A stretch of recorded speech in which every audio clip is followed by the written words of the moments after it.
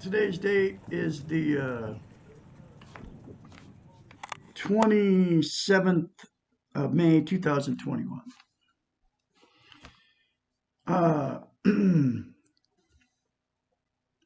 I'm teaching self-esteem on YouTube because nobody teaches this one simple concept of how to attain self-esteem, which is also, it's called self-love. How you feel about yourself is what self-esteem is. But nobody teaches this one simple concept that I got out of the book, The Portable Therapist, by a doctor of psychology. She's a psychiatrist. And she went to school and got her doctorate in psychology. And that's what she did her whole life. I'm not sure if she's still doing it. I don't even know if she's even alive. Because she's nowhere to be found. Anyway, I found the book. And the reason I'm teaching self-esteem on YouTube, because number one, nobody teaches it, like I said. And nobody teaches this one simple concept. I'm the only one teaching this on the internet, period. You won't hear it anywhere because it is the secret to being happy. The secret to filling that inner void that you have inside you that we all have and we all feel. I don't have that inner void anymore because this one simple concept. All you got to do to attain it is fill that void. It's look at yourself in the mirror and say, I love you. And keep saying it for the rest of your life. That's it. So simple. And then get the book, The Portable Therapist, which is in the description in a link. You can get it anywhere between $6 and $12 or 15 or whatever. It's all over the internet. But the link is in the description. Okay? To go get it. Get the book, read it, and apply all the principles in it. It will change your life. But just the one simple concept, if you do it and if you keep doing it, say it every day. Say it as many times you want, because the more you say, I love you in the mirror, the more you will feel it and the more you'll believe it. I add to it. I add whatever you want to say in the mirror. It's called mirror therapy. It works because you're looking right at yourself in the mirror, like I'm doing right here, and you can't lie to yourself in the mirror. It's a psychological phenomenon. So the very first time you do it, and that's why you won't do it. That's why you'll turn me off as soon as I say that to you. You go, oh, this guy's crazy, right? And you'll turn me off. Uh, but there will be people that will actually do it. And that's why I'm making these videos. And it will change your life. Just that one simple concept. All the good looking ones on YouTube, women, right? Excuse me. They won't tell you this one simple concept. I drink hot chocolate now. I quit drinking. I was drinking coffee. I quit drinking that, too much caffeine. I started drinking tea. Then that had too much caffeine in it. Now I'm down to hot chocolate. I weaned myself off. I know there's a little tiny bit in hot chocolate, but not like tea and not like coffee. So I had to wean myself off caffeine because caffeine, whether you believe it or not, is a drug and it's a stimulant. And people actually mask their pain with coffee, okay, with caffeine. If you're going to drink coffee, drink decaffeinated because caffeine is really, really bad for you. That's why people, and that's not what this video is about, but I got to throw in my 2 cents worth.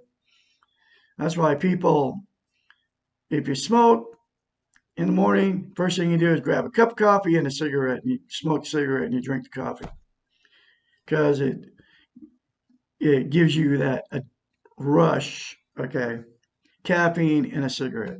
You can correlate it to the same thing as sitting in a bar, smoking a cigarette and drinking a beer. But they do it in the morning. They do that at night, okay, when they hit the bar after they get home from work or on their way home from work.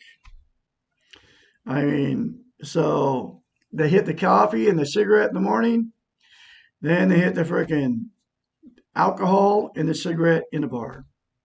And now the big one is smoke pot, right? The big one is, oh, people that don't drink always tell me, oh, well, I smoke pot.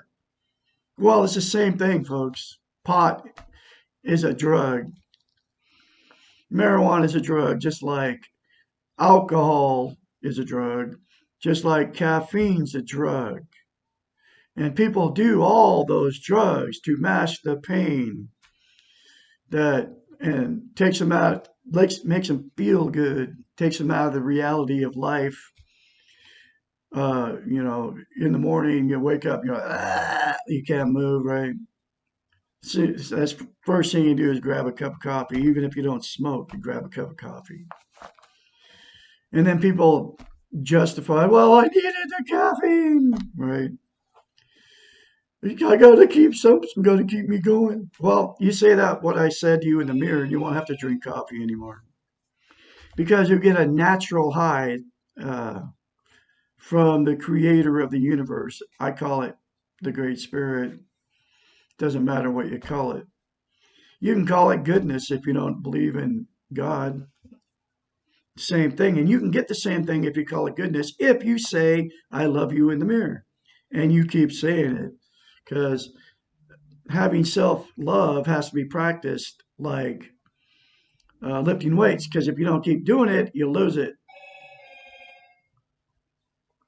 Because it's been trained out of us through the Facebooks, all the social media, the TV, CNN, ABC, Fox News. It's been trained out of us everywhere you go, man.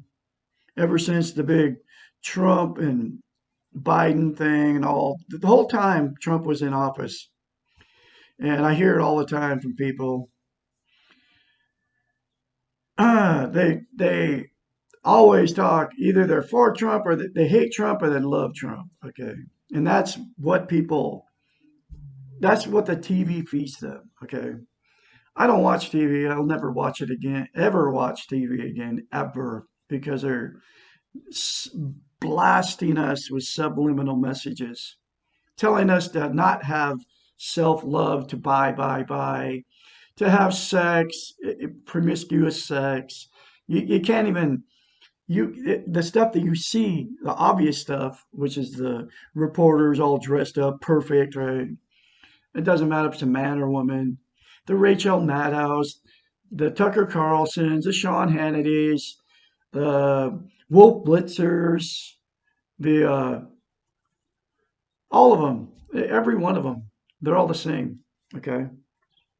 So the only way, the cure for that is turn it off and don't watch it and don't listen to your radios because they're doing the same thing in subliminal vibrations into your ears. The sound coming into you is going into your subconscious and they're telling you all kinds of bad stuff about you. Okay. Because people that have self esteem won't buy all their trinkets from China. Okay. That's why the United States is everybody has too much stuff, right? Because too much stuff clogs up your spirit, and then you worry about all your stuff you have. Okay, and that's why the thrift stores are all filled up, and because people buy their happiness, and people with no self-esteem try to buy their happiness. It's all you know what I'm talking about. It's all around us. Okay, not me. I live in a 100-year-old house. They call it's the crooked house, and I got it really cheap uh, because the thing kind of goes like this. I mean, I'm sitting kind of like this is in my living, or this is my dining room. It's a beautiful house. It's 100 years old, and it has a little bit of tilt to it, but it's over 100 years old. It'll last the rest of my life, whether I fix it or not. But the Leaning Tower Pizza, my house is a monument in Klamath Falls, Oregon, which that's where I live now. But it's a beautiful old house. I mean, everybody that built this house is probably dead. I got a fireplace right in the living room, wood floors in the living room. I got carpet. They've carpeted the bedroom and this room, which would be the dining room, and my bedroom. And then the rest of it's vinyl. But fresh paint and everything. I love it. I've got natural gas for heat. But anyway, so this is the next chapter out of the book, The Portable Therapist. It's chapter 55, and why can't I stand up for myself? The fear of being assertive or standing up for ourselves is most often related to our training on how to be good or nice. Because our training has not taught us how to love ourselves, we have focused our time and our energies on people-pleasing behaviors in order to be loved. I've done it, okay? For years, I tried to impress my ex-in-laws, okay? My first wife's mother and father. She does the same thing, still to this day. I'm not doing it anymore. I tried to impress them. They've never liked me, and I've always tried to impress them with what I own, but it doesn't even do any good because no matter what I didn't impress them. Anyway, so I just cut off all ties with them. They're not even my family because you go around those kind of people and they judge and condemn you because you don't have what they have. They've all had money. That side of the family's all had money, always. And they've always bought their happiness. Well, I don't have to buy my happiness anymore because I have self-esteem, self-love. And I can't be around people that are judging me and condemning me. I can feel it. I didn't know what it was until 6 months ago when I got self-esteem. I didn't know what that's this feeling. And anytime I got around people and what it is, they're condemning you and judging you because you don't have what they have. That's the world we live in, folks. And I choose just not to be around it. So, and I can make that choice and I can do that and I'm doing it for sure.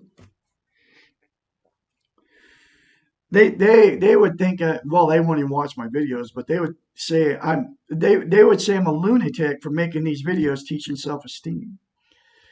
And I don't know what they're saying about me. My own daughter, right? She knows my videos are out there, and she won't even watch them. She won't comment in them. Nothing. I can't talk to her either because she's saying I'm probably crazy for doing what I'm doing here. Anyway, we're going to continue on here. We have been trained to believe that others will become angry and withdraw from us if we express opinions contrary to what they are saying. It becomes easier to agree with and withhold our own rights, choices, and feelings rather than risk abandonment. We think, oh man, this stuff is going on right now. You can't talk to people about self esteem, they don't even want to hear you. And you can't talk to them about, they want to talk about Trump or Biden, how great either one of them are. And you want to go to you say anything real, right? And they don't even hear what you're even saying. Like, like, I mean, it's like that's what's on everybody. And because everybody's been brainwashed by the TVs. I'm not kidding, man. That's how bad it is. There's a few people that are awake to what's going on, but very few that I've talked to. I mean, I talked to one guy that I bought my pianos from that are coming on next Tuesday. His name's Paul. He knows, or George. He knows what's going on because me and him we're like, whoa, and we're like the same age. I'm 65. He's 68. It becomes easier to agree with withhold our own rights, our choices and feelings rather than risk abandonment. I don't care. I say it to them, okay, what I think now that I have self-esteem, but I didn't used to be that way. We think that if we go along, then we will be loved and taken care of by these others. The paradox here is that usually people pleasers become a pain to those around them. My ex-wife to be is a people pleaser. I didn't know it until I got this book. People stop believing in all that niceness and begin to wonder if there's a real person in there. And people who never assert themselves become a lot of work for others because no one, including the people pleaser, knows what they really want or need or feel.